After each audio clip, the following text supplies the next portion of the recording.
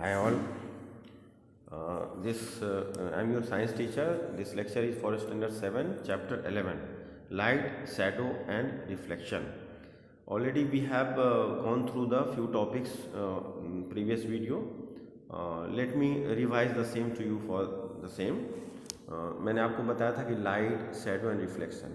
तो पहले मैंने आपको बताया था कि light, what is light exactly we need to understand. जैसे लाइट्स में कैसा होता है कि we are getting lights from the main source of light is our sun. ठीक है. Then we are having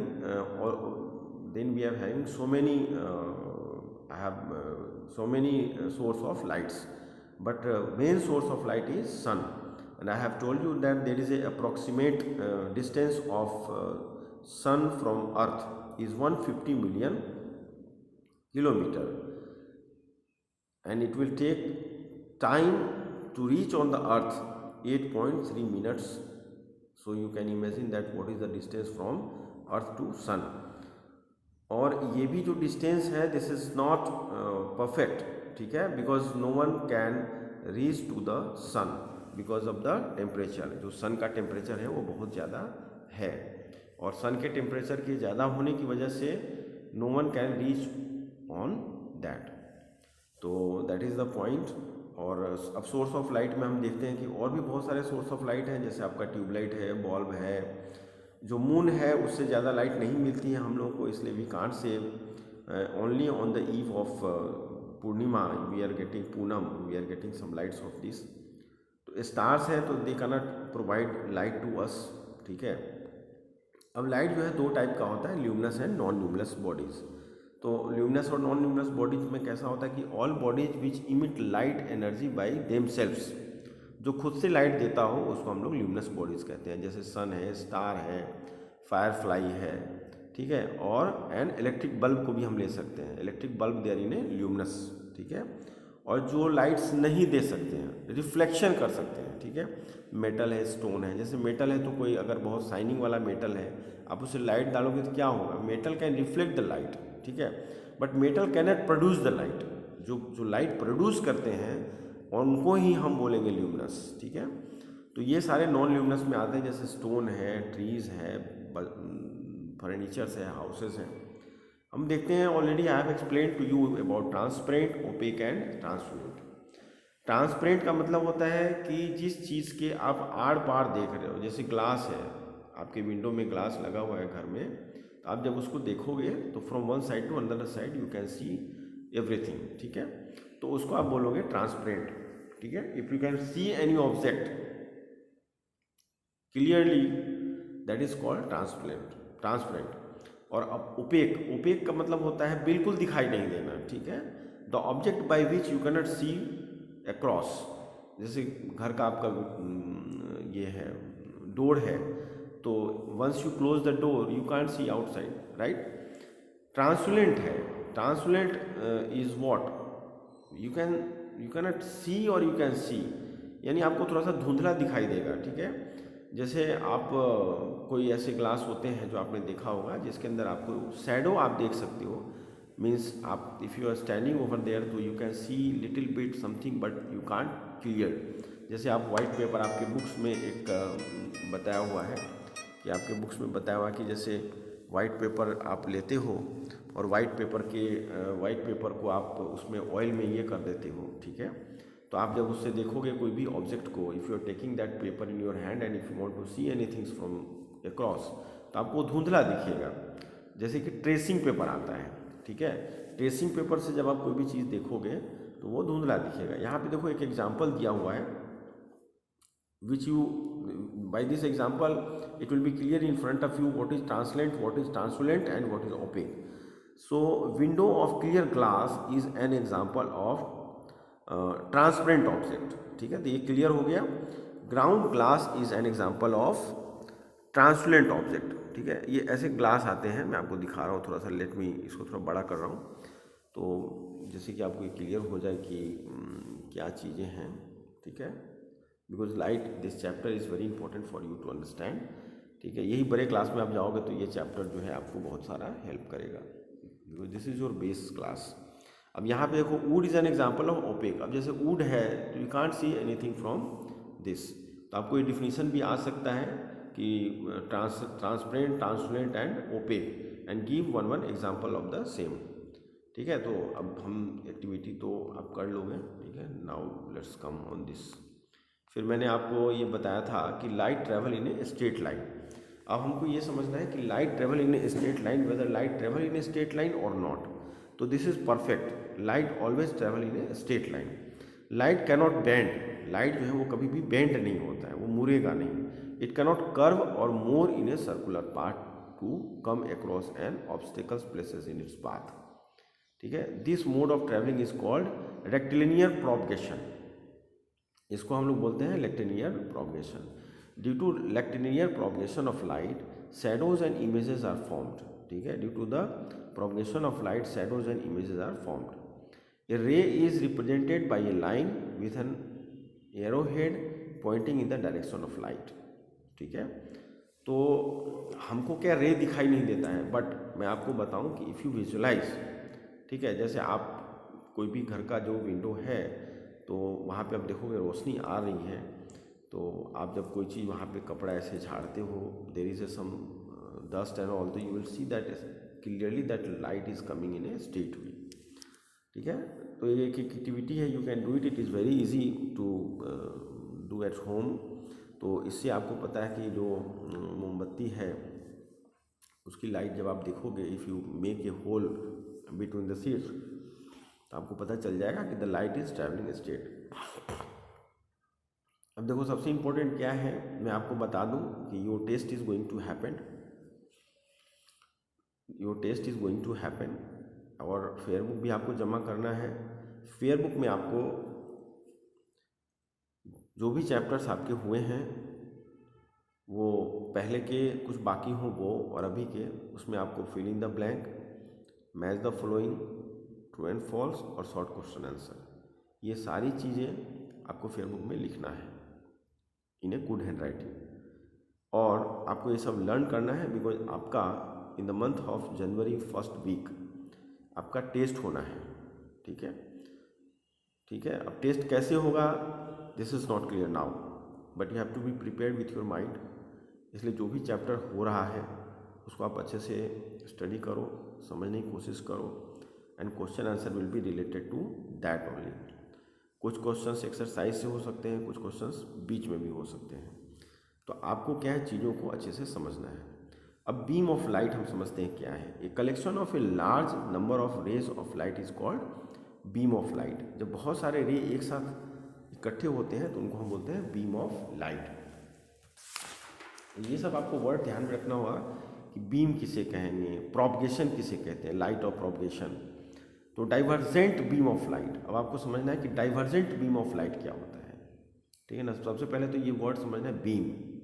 beam आपने घर में देखा होगा, जब पुराने ज़माने के घर बनते थे तो एक बीच में, घर के बीच में एक पिलर डाला जाता है टू स्टैंड द हाउस। ठीक है, वो पिलर जो है ना हॉरिजॉन्टली होता है। ठीक है, वर्टिकली नहीं होता है, हॉरिजॉन्टली वो पिलर घर में होता है। If you go to the village you see that still this kind of houses is being made, तो उसको हम लोग बोलते हैं बीम। ठीक है, तो जो लाइट होता है ना वो बीम की तरह होता है। ठीक है, तो डाइवर्जेंट बीम ऑफ लाइट अभी हम स्टडी करते हैं, डाइवर्जेंट बीम ऑफ लाइट। अब ये आपको टेक्स्ट बुक खोलना है, मेरे वीडियो को अच्छे से देखना है और ये फोटोग्राफ्स को ध्यान से देखना है, तो आपको समझ में आ जाएगा कि लाइट क्या है। ठीक है, तो lights rays from a point source of light. कोई भी जो सोर्स ऑफ लाइट है, जैसे बल्ब है, ट्यूबलाइट है, वहाँ से जब लाइट निकलती है तो ट्रेवल इन ऑल डायरेक्शन, वो कोई भी डायरेक्शन में जाती है। ठीक है, मूविंग अवे विथ टाइम, वो टाइम के साथ मूव करती है। Such a beam of light is called divergent beam of light. ऐसे जो लाइट होते हैं ना उसको हम बोलते हैं डाइवर्जेंट बीम ऑफ लाइट। तो लाइट ऐसे बल्ब है, कोई भी चीज़ है, वहाँ से लाइट निकल रही है तो वो ऑल डायरेक्शंस में जाती है। Such a beam of light is called divergent beam of light. ऐसे लाइट्स को हम लोग बीम ऑफ लाइट कहते हैं।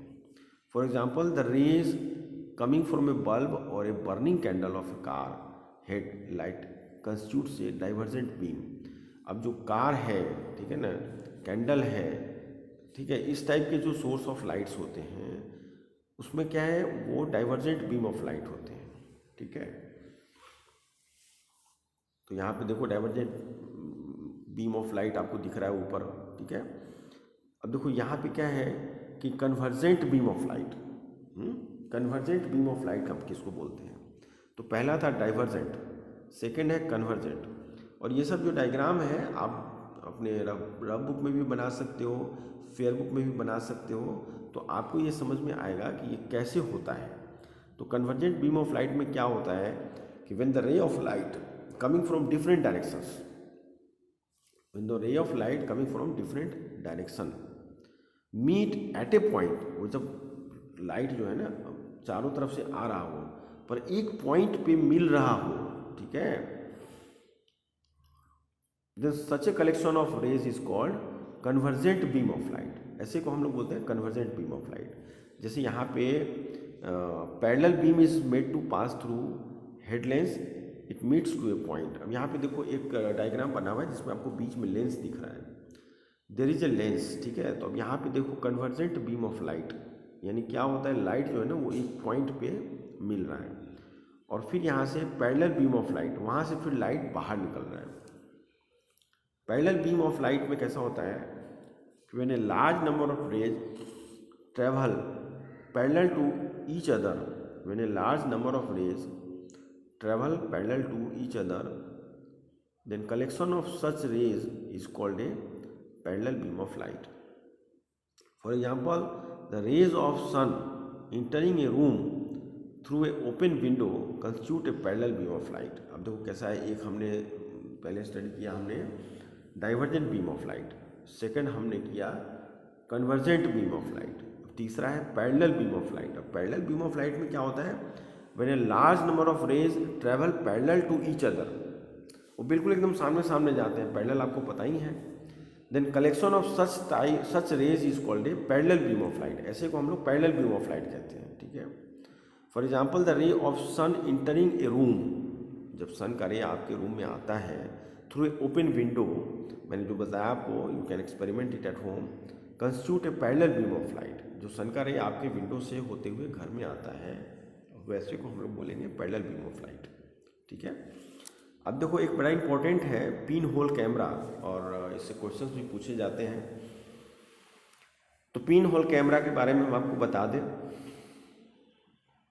एक कैमरा है जिससे आपको ये पता चलेगा कि जो रे है वो कैसे ट्रैवल कर रहा है। ठीक है, तो a pin hole camera is an opaque rectangular box with a tiny holes.